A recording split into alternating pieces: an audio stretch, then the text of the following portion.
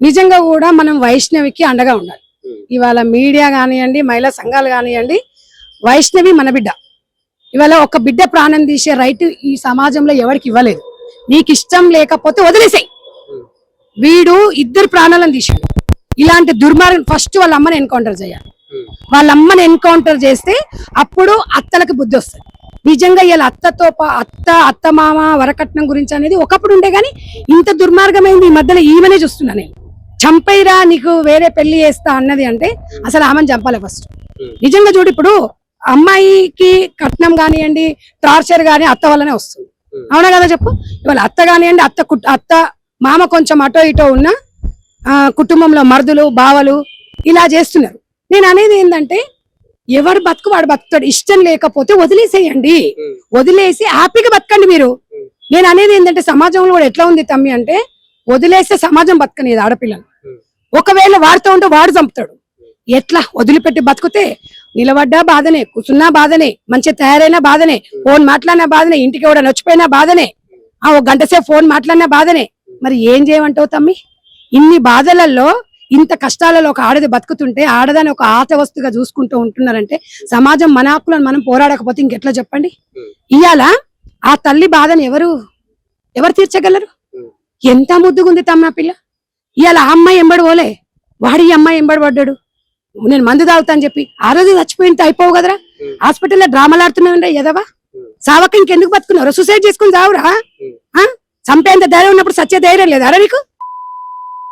నీలాంటి సావు 10 మందికి కనువిప్పు కలగాలి. ప్రత్యాతాప వాడురా, మనిషి కాదురా, గాడిది వారా. నీ అమ్మ అడ్డగాడిది లాగా. అవునా? నేను ఒకటి అడుగుతా, నీ అమ్మ ఆడదాని సొమ్ముకు అడ్డంగానేదారా? నేను వైష్ణవి ఇచ్చిన కట్నంతో బతుకుతావారా? అంటే నువ్వు గొర్రవా మేకవా దున్నపోతురా? నువ్వు బుద్ధి లేదురా నీకు? అంటే ఆడపిల్ల ఇచ్చిన కట్నంతో బతుకుతారు. మీ ఒక బతుకులేనా? నీ బతుకులు పాడుగాను. ఏ మనిషిరా? ఆడదాయి ఉండి ఆడదాన్ని కలంకం. ఇవాళ ఆడదాన్ని తిడితే నాకు సిగ్గైతుంది కానీ నీలాంటి దాన్ని తిట్టకపోలేదనుకో ఎన్నో జీవితాలు నాశనం అవుతాయి. భార్య భర్తల మధ్యలో మూడోవాడు రావద్దని 100 సార్లు చెప్పిన. తల్లి పాత్ర ఉండొద్దు, సలహాలు ఇవ్వండి, సూచనలు ఇవ్వండి, ఇబ్బంది ఉంటే హక్కున చేర్చుకోండి. కానీ కాపురాలు నాశనం చేయకండి.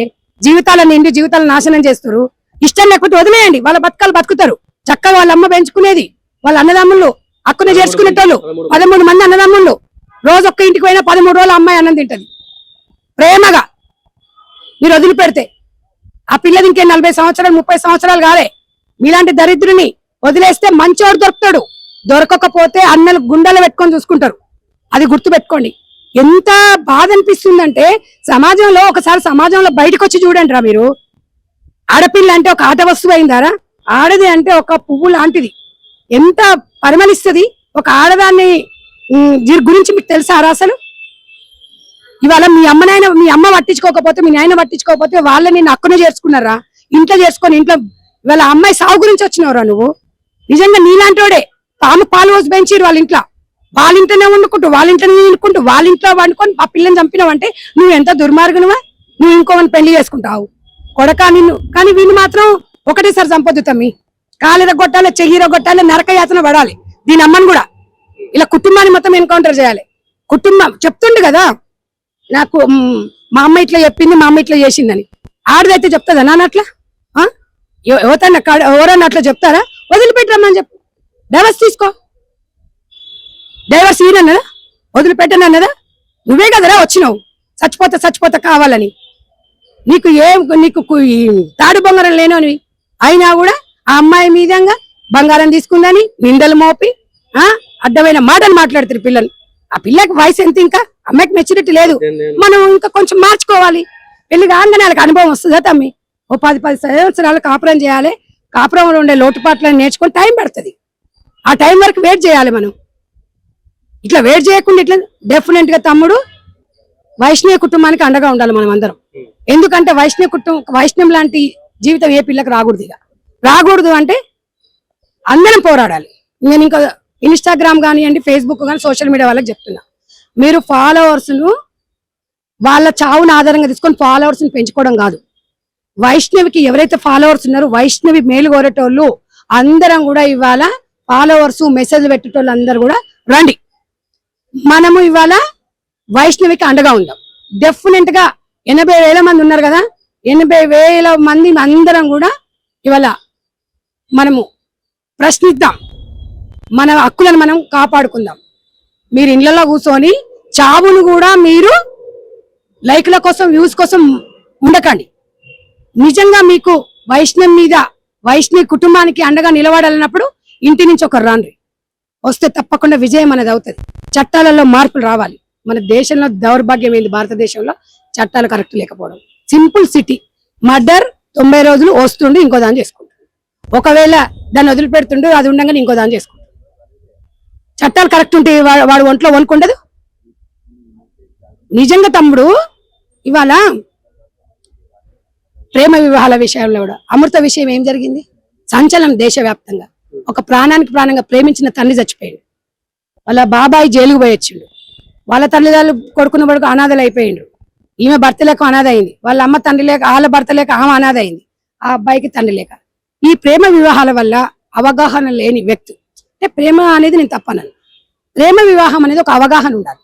మెచ్యూరిటీ అనేది 18 ఏళ్ళకి ఎందుకుంది మీకు అంటే, ఇంకా మీకు ఆకర్షణ అనేది ఉంటది, అనుభవం రావాలంటే ఒక 20-22 సంవత్సరాలు.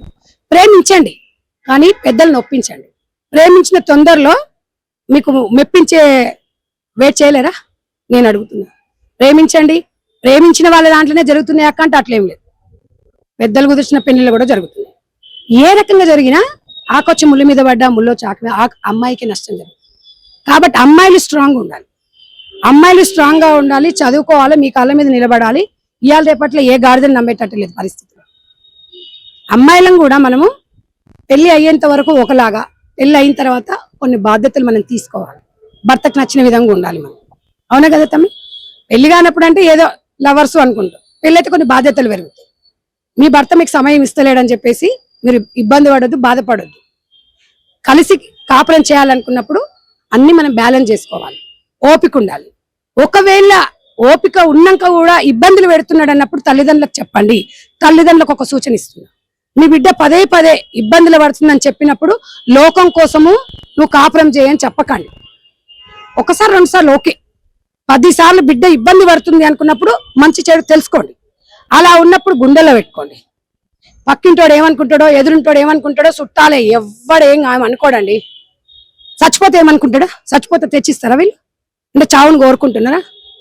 లవ్ మ్యారేజ్లు చేసుకున్నప్పుడు పిల్లలకి అదే చెప్తున్నా, తల్లిదండ్రులకు అదే చెప్తున్నా.